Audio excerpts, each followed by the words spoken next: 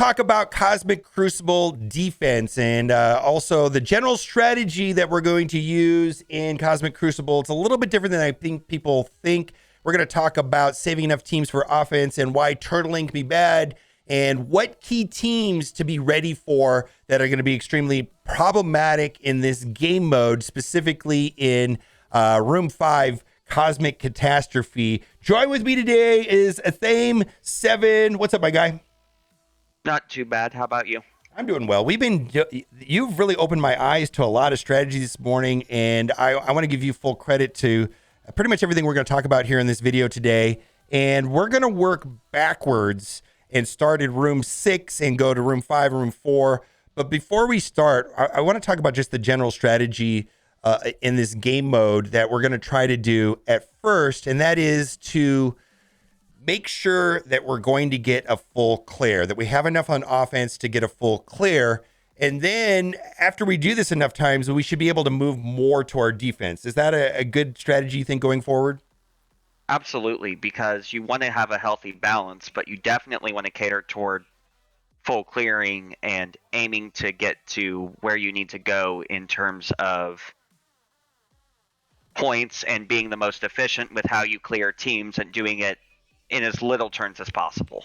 Right, because the general strategy of this game mode is overkill, right? You want to blow up the room in one shot, have most health left over, least amount of turns, because that's where the points are going to come from. And if you turtle up and put everything on defense, you're not going to be able to do that effectively, and you'll lose to points. Does that make sense? That's typically how it played out when I played in Grand Arena and Galaxy of Heroes. Like you wanted to have enough on offense to do the well for the efficiency bonuses. 100%. Clean and consistent as well as you can do it. Okay, so now I know this is probably worth restating, but these room bonuses 3, 4, 5, and 6 affect both sides. So they have to be, they're very, and like this one and number 5 basically negates Cosmic entirely. We're going to start at room 6 and work backwards. All speed bar increases and decreases have no effect for all characters. So why don't we just talk about this? What would be, we both know the answer to this question. What is probably the best team to put in this slot if you were going to turtle? The rhetorical answer being Infinity Watch. Infinity Watch, yeah. So, so the logic would suggest that if you put Infinity Watch here, that is going to be the best in slot. But then you have to answer your question is, how would you beat Infinity Watch if you came across Infinity Watch? And what I'm doing is I'm not putting an Infinity Watch there because if my opponent puts Infinity Watch there, I want to use a mirror match, right? Because that's going to be the strategy is mirror match Infinity Watch.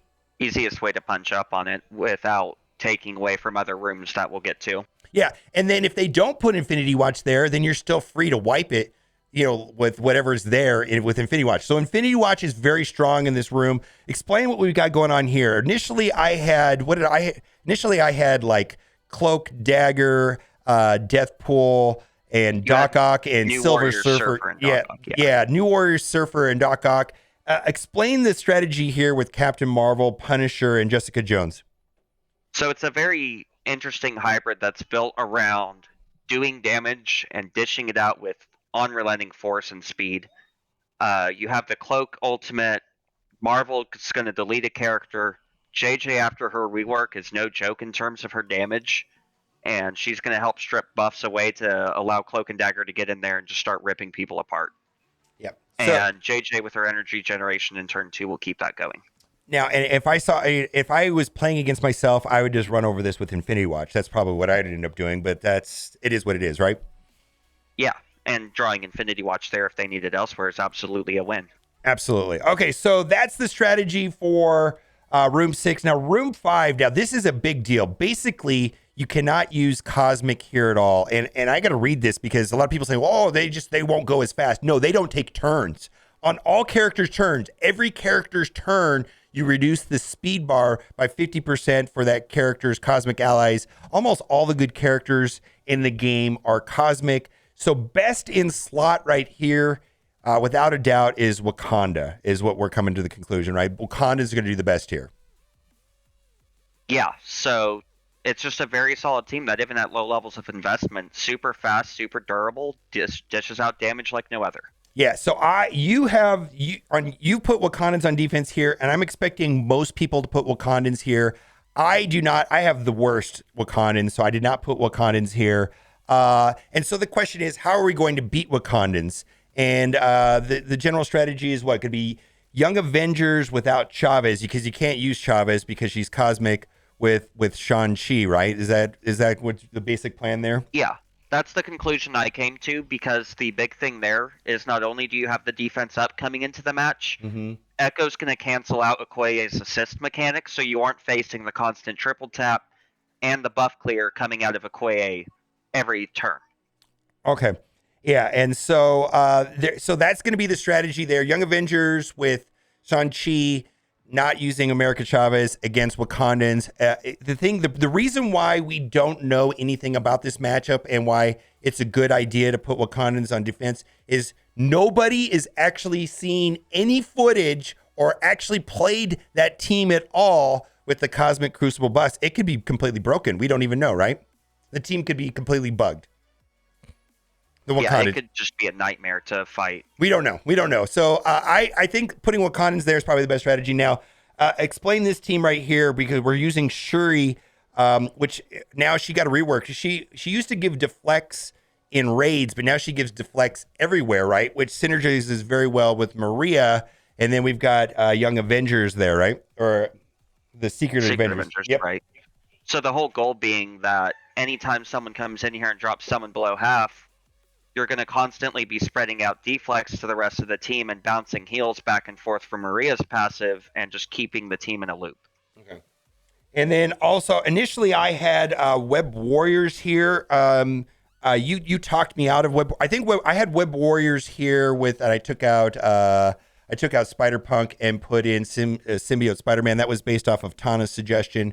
You talked me out of Web Warriors there, but Web Warriors in theory works well there, right? I mean, they're not cosmic, but tell me why that you thought that was a bad idea.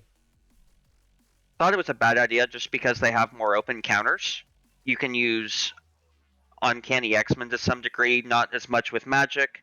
You can use X-Men, Dark Hunters, Secret Avengers without Kestrel. Just has a few more open answers, and anything that would beat Wakanda will definitely beat Web Warriors. Okay. Let's move down to the next room. So the main thing here is be ready to see Wakandans. If you have Wakandans, put Wakandans in room 5. So I think going forward, room 5 is going to be the Wakandan room for most people. Let's go to room 4. Room 4 is slow down, which is basically on a character's turns that the character has speed up, clear all positive effects, and apply 2 turns of slow and trauma to that character, which means like if you use like Dormammu and do his ultimate, good game, right? You lose, right? 2 turns slow and trauma on the whole team. Yeah. Brilliant. Yeah, right. That'd be great, right? So we've got Marauders here, and we brought something I want to point out about Weapon X is they are not really good outside of war, with the exception of Omega Red and Lady Deathstrike. Is that correct? I mean, they're just not great. Right. They lose a lot of their initial speed. They don't get their extra damage and focus. So they're just going to struggle to do a lot of what they need to in order to accomplish their goals. Okay, so we've got full Marauders here on defense. They don't have any slow, and that should be pretty good. What other teams are going to be good in this room right here in room 4? So other teams that would be good here are teams that are going to be built around offense. I didn't build Marauders, so the team I'm employing is actually Dad Bros with Yo-Yo, Black Bolt, and Hawkeye. Mm-hmm. And it's just a team that's going to be built around how fast can I delete you. Okay. Very good. Yeah, it looks like Dark Hunters are good in that room. New Warriors might be good here. X Factor, you said Dad Bros. Shadowlands are not going to be good anywhere, right? I'm not planning on Shadowlands. Barely work in Blitz. I can't imagine I'm going to use them in this game mode. That's kind of how you have to kind of think about it, is like teams that just don't work in Blitz, which it's like always disappointing to me when like my X Factor or my Shadowlands just don't work in Blitz. Well, they're not going to work here because they don't get the bonuses that you typically are used to playing with them in War. Let's go to room 3, which is Defense Reversal. Basically, all characters' turns flip defense, deflect, evade on that character's allies. And so here we've got Dark Hunters with Mordo. Talk a little bit about using Scarlet Witch instead of Mordo? So an alternative that you can do, especially if you plan for Emma, Loki, or Dormammu if you have them, is you can run Scarlet Witch on instead of Mordo here, and she'll still get the buffs from Ghost Rider and buff Elsa for being a member of Supernatural, and her ultimate will boost the team's turn meter. People express a lot of concern around her special giving the deflect, but the goal here is you delete them before that becomes a concern. Okay. If you get a win, it doesn't matter. Now, and the reason why I did not do Scarlet Witch there is that I'm worried about coming across a fully G16 Wakandans, and that I was going to potentially have to do Darkhold without Doctor Strange. So I'd be putting in Scarlet Witch with Dormammu, or with not Dormammu, Doom plus Darkhold without Doctor Strange and Scarlet Witch. If I come across, or if I just want to blow up that room, that's the reason why I didn't. That makes sense, though, right? 100%. Okay, and then the last two rooms, this is kind of interesting. We've got Astonishing X-Men with Ghost adjacent to Bishop. What's the thinking there? So the thinking there is that you'll get double the amount of counterattacks whenever someone goes into Bishop. Ghost will retaliate on top of Bishop's retaliation, and you'll have a double effect with the turn meter manipulation between Ghost rewinding and Bishop speeding up. Okay, and then lastly, we've got Web Warriors, and I've substituted in Symbiote Spider-Man because I took him into Dark Dimension 5, and he's stronger than my Spider-Punk. And that was, I got that idea from Tana, and that's just basically to suck up a room. So what does this leave for offense? This leaves Darkhold on offense, Eternals, Infinity Watch, Black Order. What else is it on offense? There's a ton of Leaves teams. you a solid Weapon X hybrid if you want to move Deathpool to that team or any other speed character. You know, you still have access to Emma, access to Zemo. Dad Bros. I have Dad Bros on offense still. Yeah, you still have Dad Bros. Kestrel. If you don't run New Warriors, you have New Warriors. You got Kestrel. Yep. You have Young Avengers with Shang-Chi.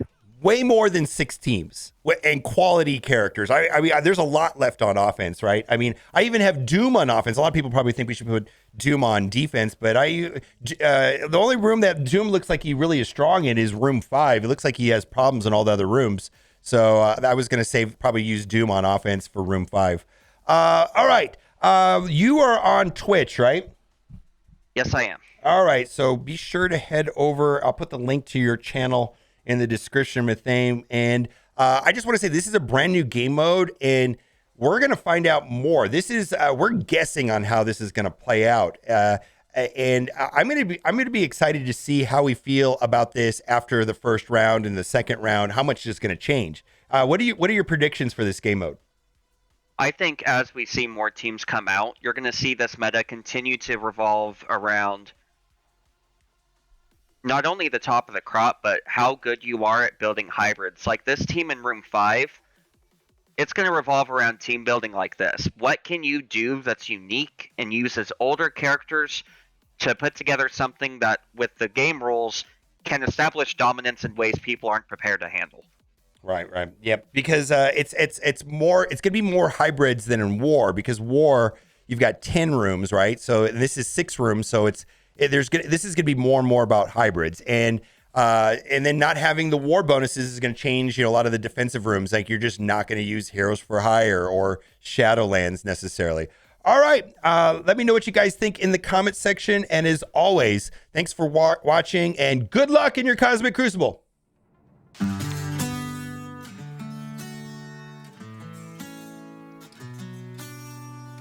Got a feeling it burns in my chest. It's growing larger with every breath I take. When I fight it, I hide it.